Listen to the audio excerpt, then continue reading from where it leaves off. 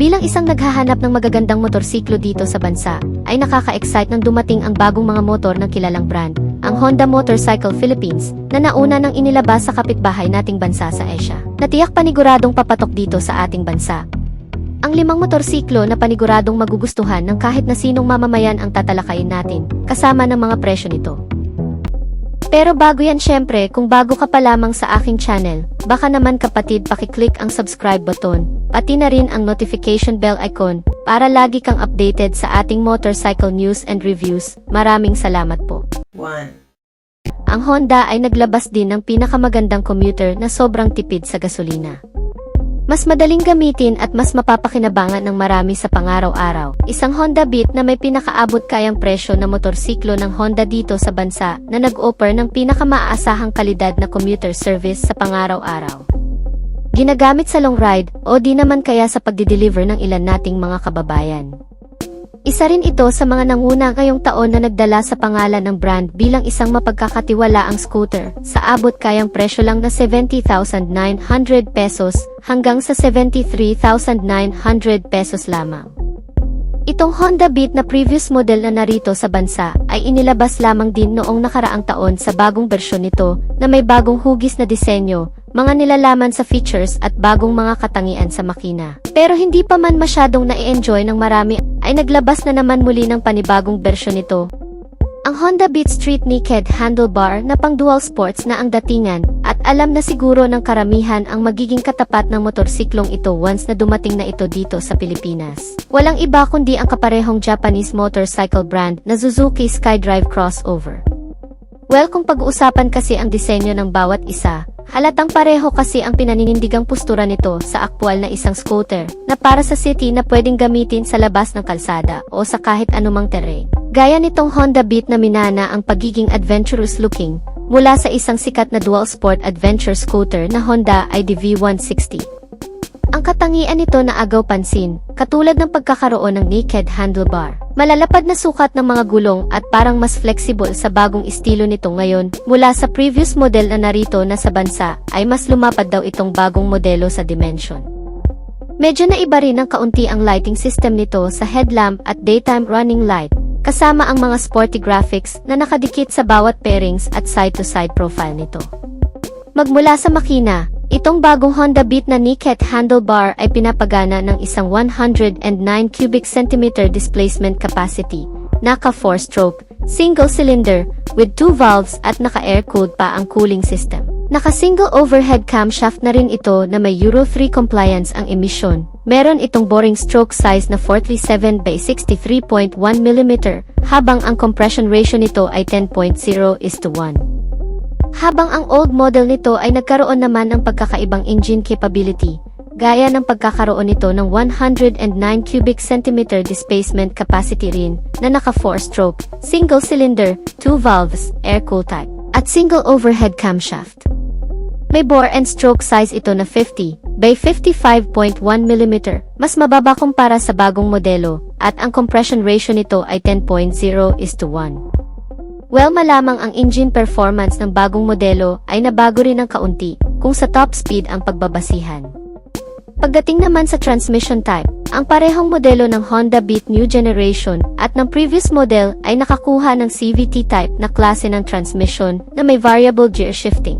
Ngunit pagdating sa performance output ay mas nakalamang na raw ang bagong modelo ngayon na gumagawa ng pinakamalakas na maximum output na 8.89 horsepower sa kada 7,500 revolution per minute. Habang ang maximum torque nito ay nasa 9.2 Nm sa kada 6,000 revolution per minute. Samantalang ang old model ay gumagawa lamang ng 8.68 horsepower sa kada 7,500 revolution per minute at 9.2 Nm ng torque naman sa kada 6,000 revolution per minute. Ang parehong Honda ay nakakuha rin ng Enhanced Smart Power Plus engine technology sa makina, habang programmable fuel injected naman sa fuel supply system of program fuel injected type na nagpapanatili dito ng katipiran sa konsumo ng gasolina. Pero pagdating sa emission ay nakalalamang na itong new generation ng Honda Beat mga kapatid, Ayon sa naka-Euro 3 compliance, ay mas eco-friendly na ito. Ang fuel consumption ng bawat isa, ang old version pa lamang ng Honda Beat mga kapatid ang may record sa kanila na may 60.3 km per liter na fuel consumption. Habang itong bago ay sinusuri pa lamang kung papantay ba sa fuel consumption nitong previous model na Honda Beat o mas lalamang pa. Pagdating naman sa kabuang sukat ng wheel and tires, itong new generation na Honda Beat ay may kabuang sukat sa front tire na 110 by 90 R12. Habang ang rear size naman nito ay 100 by 90 R12. Mas makapal na itong tingnan kumpara sa dati, dahil mukhang magagamit na rin natin sa pang-offroad itong mga kaibigan. Habang ang previous model ay maisukat sa front tire na 80 by 90 R14, habang ang rear tire naman nito ay 90 by 90 R14, mas malaki naman ang sukat nito, at mas manipis ang kabuuan, at para lamang talaga sa pang-city ride. Habang ang chassis and suspensions naman ng bawat isa, itong new generation Honda Beat ay nagkaroon ng front suspension na telescopic fork, habang swing arm with monoshock absorber naman para sa rear suspension nito. Kapareho lamang ng sa previous model na narito sa bansa, na may front suspension na telescopic fork with swing arm monoshock absorber. Pagdating naman sa safety features mga kaibigan, itong bagong Honda Beat ay nilagyan din ng makakapit na braking system. Gaya ng sa front brake nito na may single disc brake single piston caliper at naka-combination braking system na rin. Ang rear brake nito ay naka-drum brake type naman, itong sistema sa brake na kung saan kahit ang rear brake lamang ang gagamitin mo ay 20% ng brake sa front ay gagana rin. Halos kapareho lamang ito ng braking system ng sa previous model na narito ngayon sa Pilipinas. Wala namang masyadong pinagbago pagdating sa bagay na yan. Ang maganda lang talaga sa bagong modelong ito mga kaibigan ay mas naging convenient. Komportable sa mga nilalaman gaya ng mas pinalapad na front flat footboard na mas magiging komportable ka na habang nakasakay dito. Another cargo space din ito lalo na kung ginagamit mo itong motor sa pagde-deliver. Meron itong dalawang console packet. Ang sa kanan ay may takip habang nakalagay doon ang USB port charging system nito. At ang bulsa sa kaliwa ay walang takip na kung saan pwede mong paglagyan ng mga gamit o ng kahit ano pa. Meron din itong under seat compartment storage na mas pinalaki rin na kung saan pwede mo ring paglagyan ng ilan pang mga gamit na pwedeng mapagkasya dito. Ang pillion seat nito ay wala namang pinagkaiba sa hugis, forma, kapal ng foam sa previous model. Dala pa rin ito ang rear grab bar na pwedeng hawakan ng mga angkas o di naman kaya talian ng ibang gamit na ilalagay mo dito sa likuran. Itong bagong Honda Beat bukod sa napakagandang pormahan nito, meron itong mga panibagong features gaya ng mga bagong ilaw nito na naka-full LED type na ang headlight at ang tail lamp nito. Less maintenance ka na dito at siguradong mas tatagal at mas liliwanag pa sa madidilim na kondisyon. Meron din itong bagong instrument meter panel na naka-fully digitalized na rin, madaling unawain at mas maraming information at mga notification, user-friendly at beginner-friendly.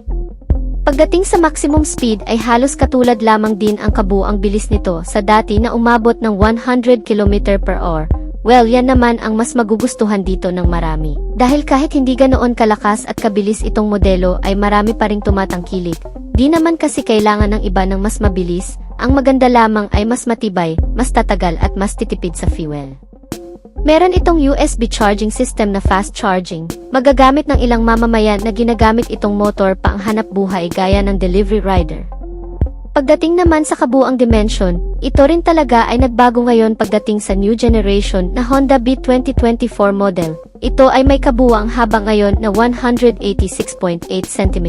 May lapad dito ngayon na 74.5 cm at kabuang taas na 105.8 cm. May ground clearance ito na 14.8 at kabuang bigat na mas magaan kumpara sa dati na umaabot lamang ng 89 kg. May setting height ito na 74 cm. May ground clearance ito na 14.8 cm. Meron pang mga ilang aspekto itong bagong modelo at previous model na magkapareho din, gaya ng pagkakaroon nito ng safety feature. Itong new generation at old model ay nakakuha ng parehong shutter lock system sa ignition nito, para nang sa ganoon ay hindi basta-bastang mabuksan, makarnap o magalaw ng kahit na sino ang ignition at mapagana itong motor. Sinamahan din ng pass switch, engine check warning para ma-alert tayo sa mga kondisyon ng makina nito kung dapat na bang dalhin sa pinakamalapit na service center. Ang ilan pang pagkakapareho sa mga features nitong bagong modelo at previous model na Honda Beat ay ang pagkaroon ng engine starting system na electric push start at kick starting. Meron din itong side stand engine kill switch, na kung saan kusang namamatay ang makina kapag binaba mo na ang side stand nito. Pagdating naman sa fuel tank capacity, itong bagong Honda Beat 2024 model ay nagkaroon ng mas malaking fuel tank na may 4.2 liters. Habang ang previous model na Honda Beat na nasa Philippine market ngayon ay meron lamang 4 liters na fuel tank capacity.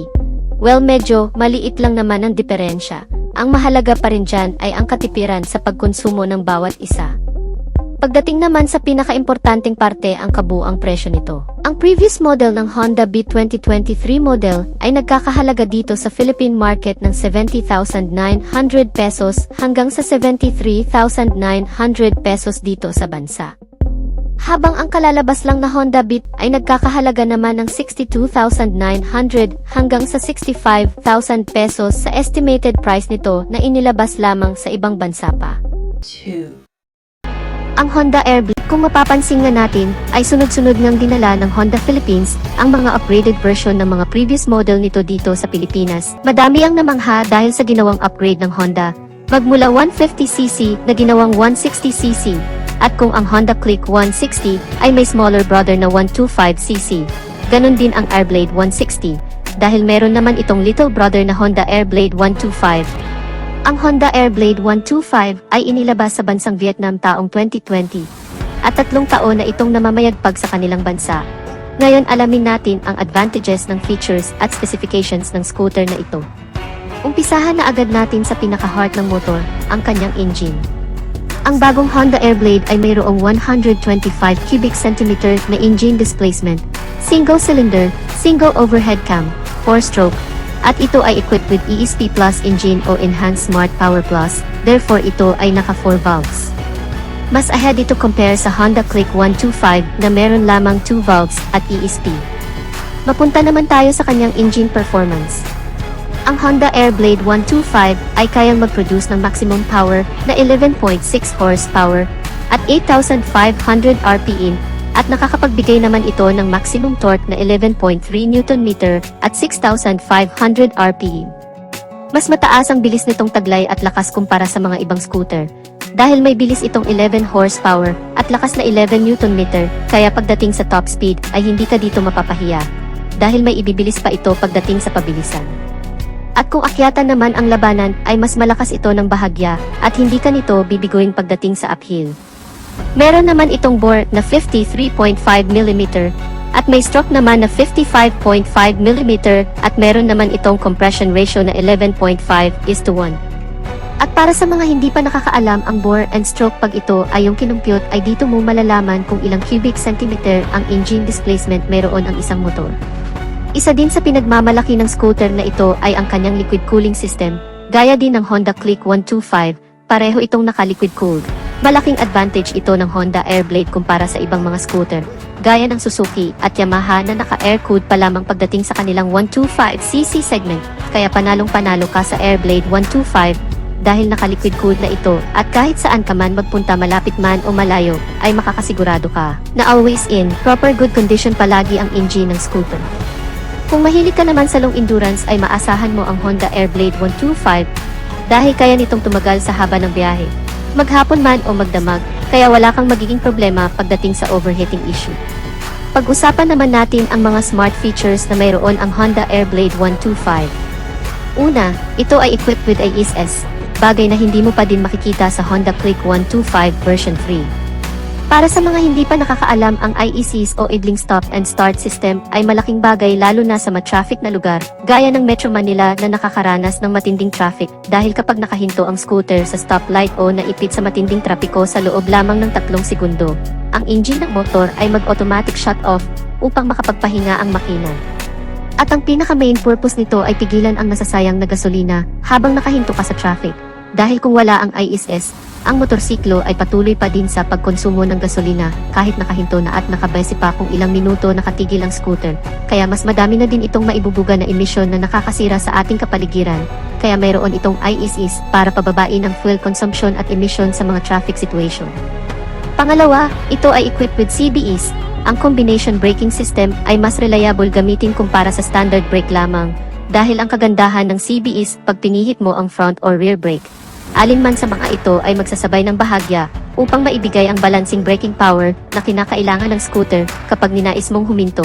Kaya malaking bagay din ang pagkakaroon ng combination brake kesa sa standard brake at pareho lang din ito ng sa Honda Click 125. Pagdating sa braking system setup, equipped naman ito ng hydraulic single piston single disc sa harap at ang ganda din ng kanyang mags wheels na mayroong single spoke stars design at gumagamit naman ito ng mechanical leading trailing o drum brake at pareho lang din ito sa Honda Click 125 na naka-drum brake sa likod. Pangatlo, ito ay equipped with side stand cut-off switch. Ang function naman nito ay hindi aandar ang makina kapag nakababa ang side stand ng motor. Isa din itong safety features na maituturing. Pang-apat, ito ay equipped with USB charging port. Ngunit pareho lang ito ng kanyang big brother na Airblade 160 na nasa ilalim ng upuan located ang USB. Bagay na hindi masyado nagustuhan para sa ibang riders gaya ng mga mahilig mag-long rides na kinakailangan naka-charge palagi ang cellphone para sa magdamag na paggamit ng GPS. At sana sa next version ng Airblade ay ilipat na nila ang USB location, gaya ng sa Honda Click 125 na nakalagay ang USB port dito sa harapan kaya ito ay easy access para sa isang riders. Panglima, ito ay equipped with smart keyless system. Yes, hindi na ito gumagamit ng mechanical key at lahat ng version ng Honda Airblade 125 ay keyless na. Wala silang nilabas na standard key version, lahat ay naka-keyless na. Ang kagandahan naman kapag naka-smart key ay syempre effortless na ang pag-on and off sa scooter. Dahil pa remote ka na lang pagbubuksan mo ito, kaya ito ay very secured at mayroon na din itong answer back system at anti-theft alarm na dagdag security assurance, bagay na kapakipakinabang sa lahat ng mga Honda users. Mapunta naman tayo sa kanyang suspensions. Sa harap ito ay naka-telescopic fork at meron naman itong dual shock absorber dito sa likod. Ang kagandahan sa naka-dual shock ay ideal ito sa mga heavy loads dahil mas mabigat ang kaya nitong buhatin at ikarga o di kaya ay pag mayroon kang iangkas at mas balance ang force na kaya nitong ibigay na nagpapanatili sa mataas na stability ng motorsiklo at mas maganda ang bouncing performance nito pagdating sa mga heavy workloads. Meron naman itong fully digital dashboard na very detailed at lahat ng information ay makikita mo dito. Ang kagandahan din nito ay meron na itong built-in voltmeter para sa battery health monitoring. Ang sukat naman ng gulong nito sa harapan ay 80/90/14 at sa likuran naman ay 90/90/14 all tubeless. Pagdating naman sa lighting system magmula headlight, daytime running light, tail light, at turn signal lights ay naka-full LED na lahat. Meron naman itong fuel tank capacity na 4.4 liters at ang kagandahan ng kanyang fuel tank ay nasa harapan kaya less hassle na din dahil hindi mo na kailangan buksan ang upuan para magpagasolina. Isa din ito sa kanyang advantage dahil ang kanyang underseat storage ay mas malaki dahil nga nasa harap na ang kanyang fuel tank. Kaya ang lawak ng kanyang compartment at kasya na dito ang isang full face na helmet. Meron naman itong fuel consumption na 50 km per liter. Very user-friendly naman ang kanyang ground clearance na merong 141 mm at mayroon naman itong seat height na 775 mm kaya swak ito sa height ng mga Asian na may average height lamang. Therefore, kayang-kaya itong i-maniobra ng 5'2" ang height pataas at kung usapang top speed naman, base sa mga Vietnamese users, ito ay umaabot ng 115 km per hour. May bigat naman itong 113 kilograms. Last but not the least, ang bagong Honda Airblade 125 ay nagkakahalaga sa Vietnam ng 41,324,727 Vietnamese dong. At kung i-convert naman sa Philippine peso ito ay nagkakahalaga ng 97,000 pesos mahigit. 3. Taong 2015 noong unang nilabas ang Honda Forza 125 sa European market. At as expected ay pumatok agad ang motor na ito. Kasi syempre Japanese brand, kaya napakaganda talaga ng quality. Yun ang first generation ng Honda Forza 125 sa European market. Dahil sa sobrang pumatok ito at very in demand, taong 2018 naman, nilabas nila ang second generation ng Honda Forza 125. At nung nakaraang taon lang ay nilabas ulit ang panibagong bersyon nito na mas pina-high-tech pa ang kanyang features at mas pinaganda ang looks. Ang Honda Forza 125 ay may pagkabulky ang datingan. Kung titingnan mo siya ay para siyang may mataas na engine displacement, hindi mo siya mahalata na isang 125cc lang. At hindi lang yan, napaka-elegant sporty din ang hetsura ng Touring Maxi scooter na ito. Meron na itong bagong looks sa front fairings. Ang headlight at daytime running light ng motor na ito ay hinango sa bigger brother nito na Honda Forza 750. Ang overall body shape niya ay parang may pagka-resemble sa Yamaha X-Max 300. Pang big bike ang pormahan. Napaka-unique din ng visor at side mirror niya sa harap na mas nakadagdag pa sa kanyang pagka-premium looks at ang kanyang malalapad na tire na bumagay lang talaga sa body design ng scooter na ito. Alamin naman natin ang engine specs ng motor na ito.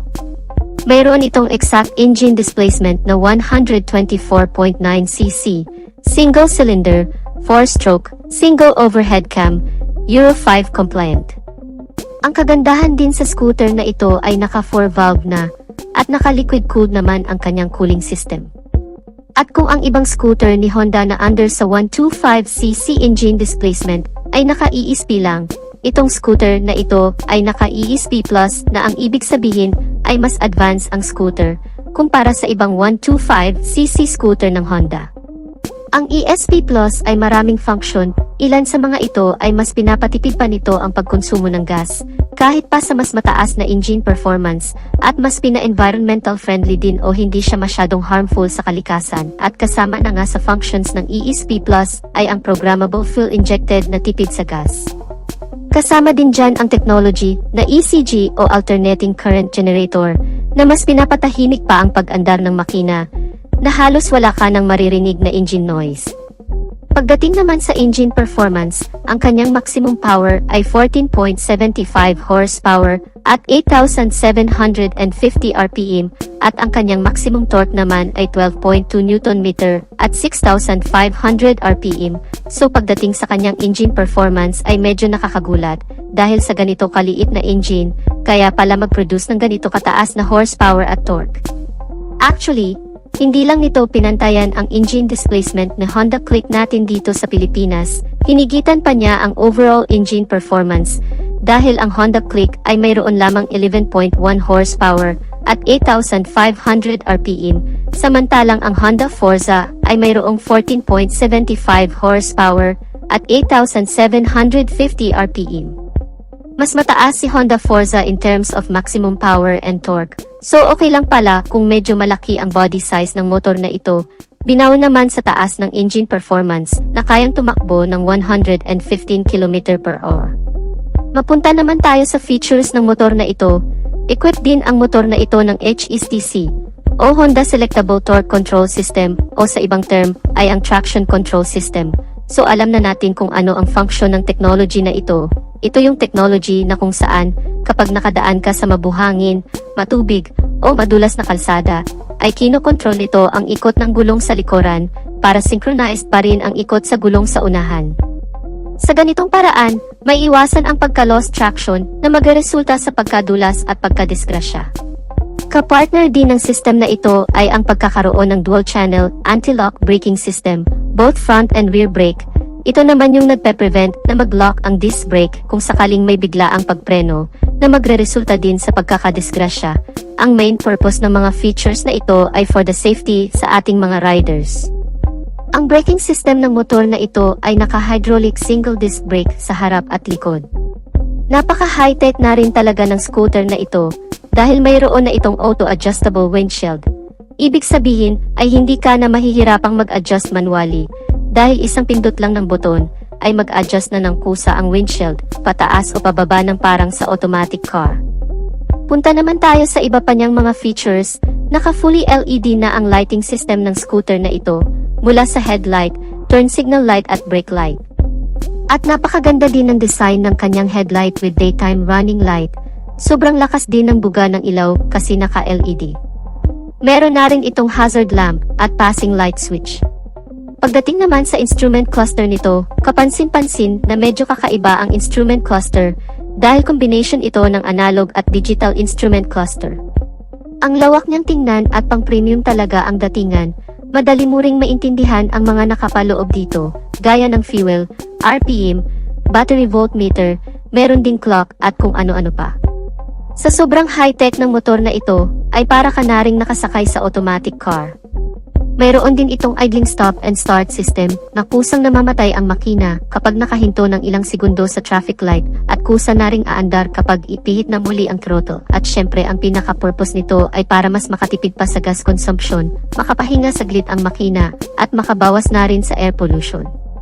Very secured na rin ang scooter na ito dahil syempre hindi makukumpleto kapag wala ang smart key system. Kasama na rin dyan ang answer back system at anti-theft alarm na dagdag din sa security ng scooter. Mayroon din itong front pocket at nakapaloob nito ay ang USB charging port na very useful din kapag nasa long ride ka. Hindi rin mawawala ang side stand cut-off switch. May malawak din itong underseat compartment na kasya ang hindi lang isa kundi dalawang full face na helmet. Sobrang lapad at lawak din ang upuan ng motor na ito. Sabayan din ng napakalawak na apakan. Siguradong komportabling sakyan hindi lang ng rider kundi pati na ang pillion rider nito. At kahit pa mag long ride ay hindi ka masyado makakaramdam ng ngalay dahil sa sobrang komportable ang scooter na ito.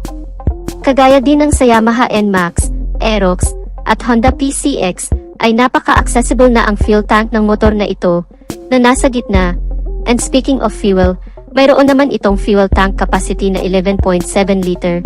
Di hamak na mas malaki pa ang tank capacity nito kumpara sa Honda PCX 160 at IDV 160. So goods na goods ito sa mga mahilig mag long ride dahil sobrang laki ng tangke nito, advantage kasi ito para hindi ka na masyado mag stop over para magpagas. Ang engine oil capacity ay 0.9 liter. Mayroon naman itong average fuel consumption na 41 kilometers per liter. So sa type ng scooter na ito, na medyo malaki para sa isang 125cc, at may mataas na engine performance, ay masasabi natin na napakasulit at tipid na rin talaga sa gas consumption ang scooter na ito. Punta naman tayo sa tire size ng motor na ito. Mayroon itong 120/70R15 sa harap, 140/70R14 naman sa likod. So makapal-kapal din ang gulong ng scooter na ito, bumagay lang din sa body design. Advantage ito dahil mas stable ang riding, lalong-lalo na sa mga cornering dahil napakalakas ang kapit nito at mas stable din ito sa medyo rough road.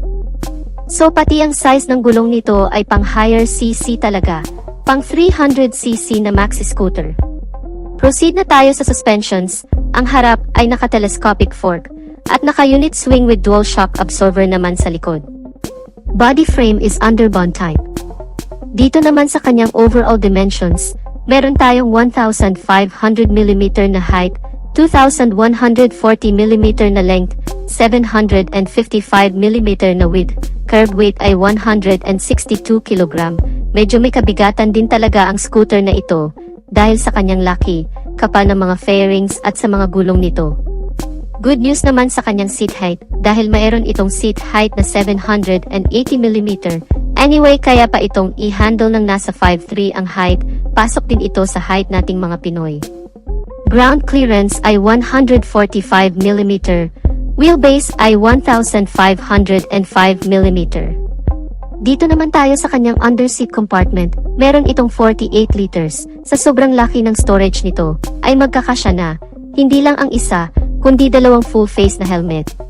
Mayroon naman itong 4 na color variation na nilabas sa European market. Ito ay ang matte Cynos Gray Metallic, Pure Falcon Gray, Matte Pure Pacific Blue, and Matte Carnelian Red Metallic. At ang price naman nito sa US dollar ay nasa $6,700 na kung direct nating convert sa Philippine peso ay pumapalo din sa 344,960 pesos. Kung mapapansin natin ay masyadong mahal, pang 300cc na scooter ang presyuhan ng motor na ito. Pero hindi ganyan ang presyuhan ng scooter na ito kung sakaling nandito na ito sa Pilipinas.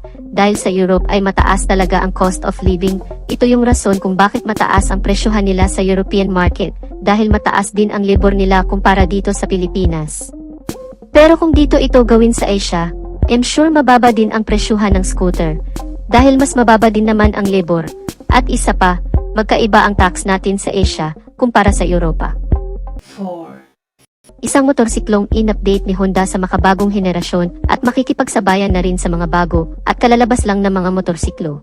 Ang MSX125, bagamat napakaliit na motorsiklo lang, ay wala na raw makakatalo pa na 125 cc motorcycle dito pagdating sa patipiran sa gasolina, at hindi rin ito papahuli sa mga features na advantage na ng motorsiklong ito, ang safety and security features, at maging sa lakas ng engine.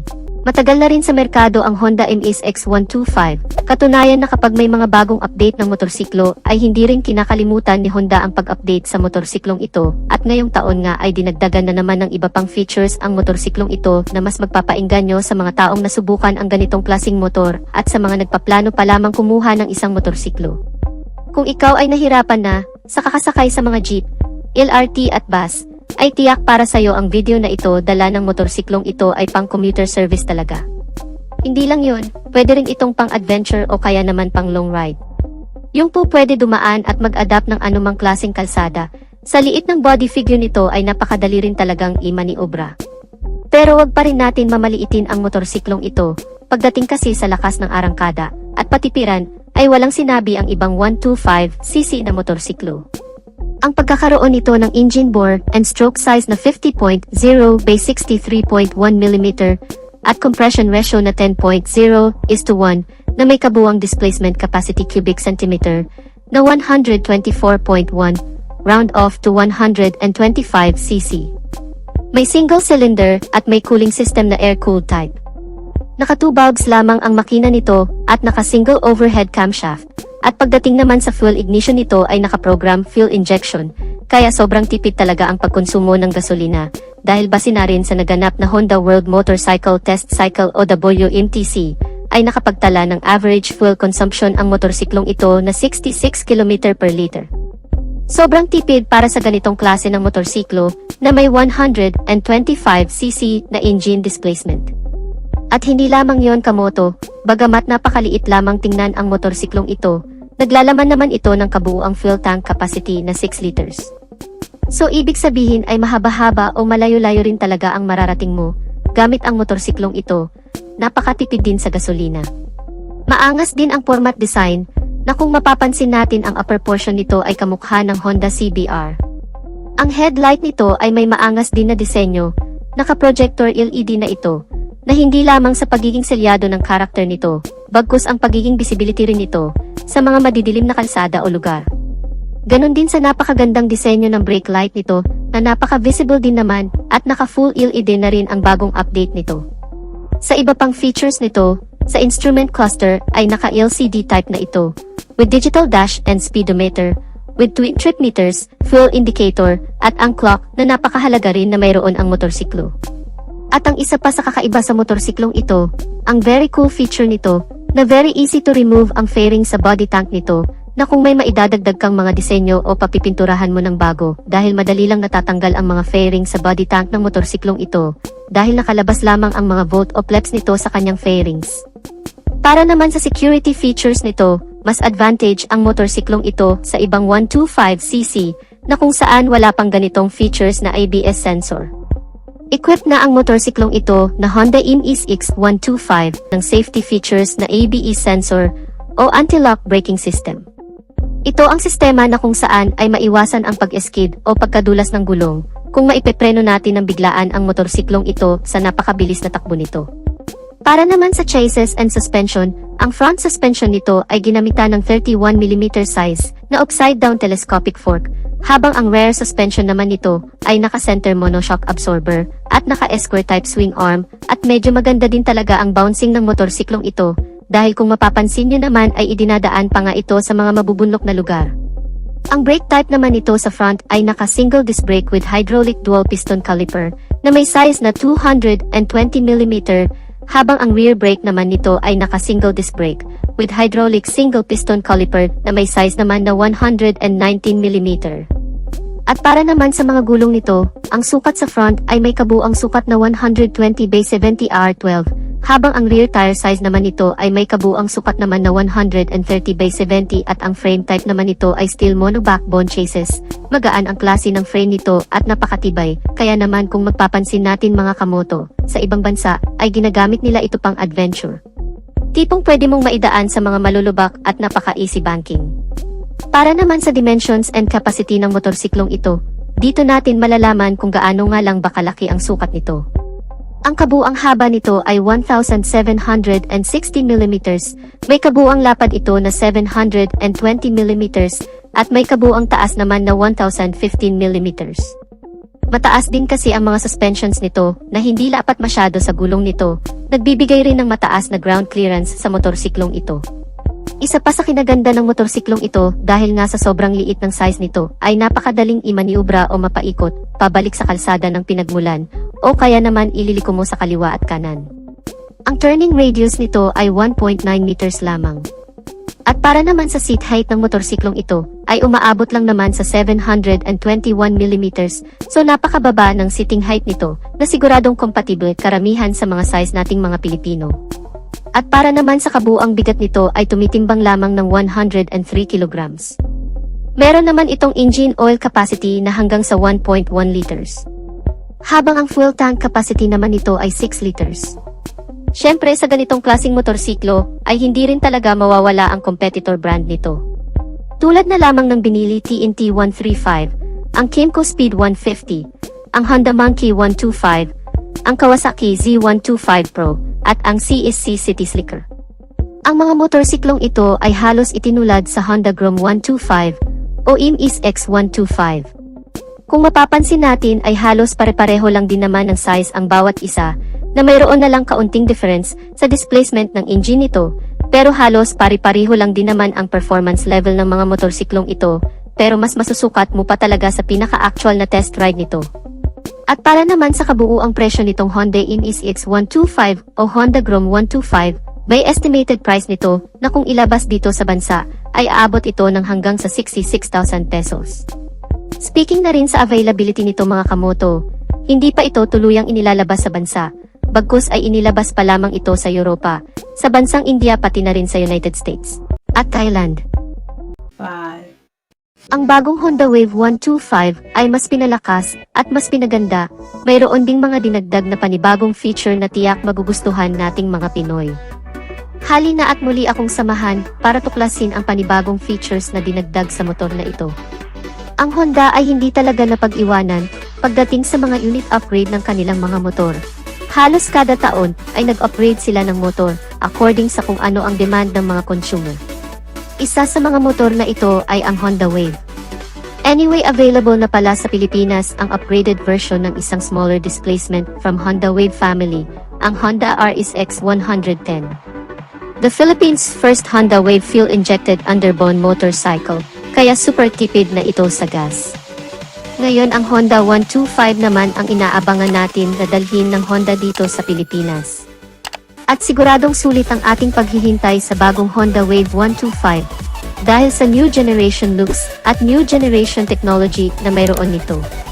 Pagdating sa physical design ay andon pa din naman ang signature design ng motor na ito, pero itong bagong Honda Wave 125 ay mas pinatindi dahil naka-LED na ang headlight nito, kaya mas mahaba ang kanyang lifespan at syempre mas maliwanag ito, lalong-lalo sa gabi. Pangalawa, ang kanyang daytime running light ay naka-LED na din, naka-bulb type naman ang signal lights. Maganda ang pagkakadesign dito sa kanyang front fairings, pahugis X, from DRL down to headlight and signal light, at mayroon din itong chrome sa gitna na may letrang Honda na mas nakadagdag pa sa pagka-premium at elegant looking ng motor na ito. Sa overall looks ng motor na ito ay nagmukha pa siyang desente at yayamanin na motorsiklo.